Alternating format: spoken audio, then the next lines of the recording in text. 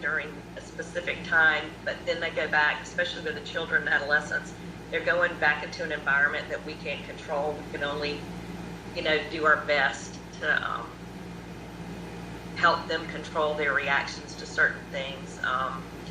And when you have to make a DSS call, that's challenging and it's very scary and it's hard. And just worrying about damaging the therapeutic rapport that you have with someone. And again, not always getting to see what happens after the fact, because you lose contact with so many people. People drop out of therapy for a variety of reasons that we don't know, and they just literally fall off the face of the earth.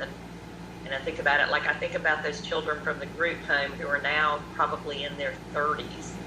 I think about them all the time, where they are, how their lives turned out, and it just tugs at your heart sometimes.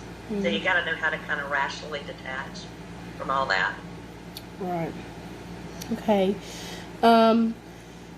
If there are any current issues within this profession, would you let me know some? And do you advocate for any like changes in this profession? Do you think there's anything that you would change personally, or any issues that you don't like?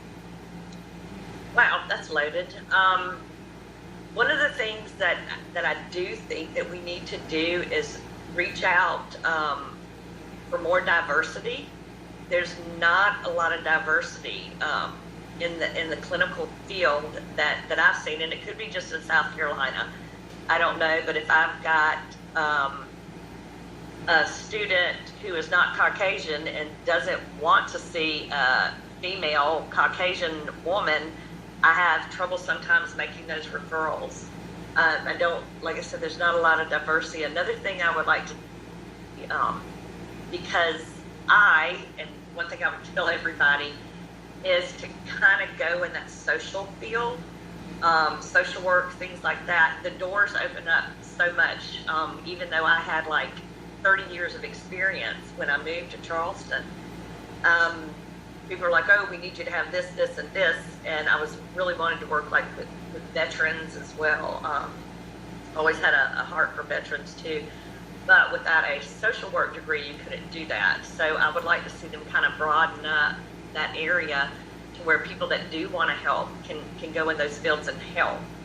And I want to make sure too that even though online schooling is a huge thing now with people getting their masters and their doctorates and things like that, just making sure that people are going into this field for the right reasons.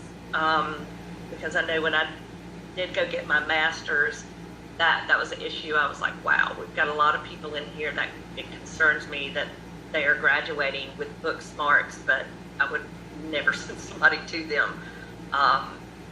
So I think we definitely need to broaden the boundaries, but at the same time, really pay attention to everybody's people skills that are going into this.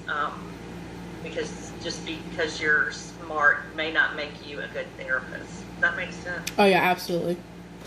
And that's kind of hard to tell when you're doing some sort of virtual thing of how they're going to respond in a clinical setting. I think everybody needs to go and make sure that they do their practicums and their graduate work, or just going and being monitored. When I got my bachelor's, I had to go and do work up under a clinical social worker. And she taught me a whole lot. That's awesome. Okay. Throughout your schooling or like additional training, did you feel prepared when you began the career, or no? I did.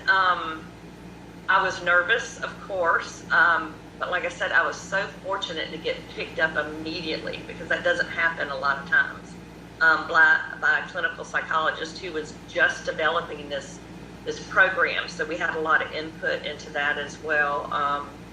The best experience is actually doing the work. And it's probably the most frightening part too, because you've got somebody, I hope, that's going to be monitoring you and watching you have these sessions with someone, or watching you do a speaking engagement on something. there's so many different roles that you can